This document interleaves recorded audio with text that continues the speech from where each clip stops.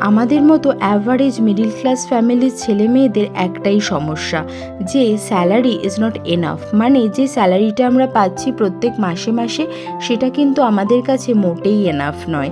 এটাতে শুধুমাত্র আমাদের বেসিক নিডসগুলো পূরণ হয়, ড্রিমসগুলো নয়। কিন্তু যারা হাইলি অ্যাম্বিশিয়াস, তারা কিন্তু কাজের পাশাপাশি চায় নিজের জন্য কিছু শুরু করতে।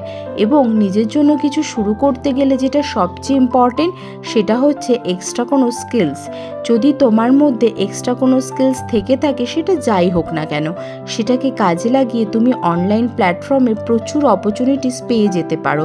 হ্যাঁ, এটা পসিবল যদি তুমি অ্যাজ এ ফ্রিল্যান্সার কাজ করো।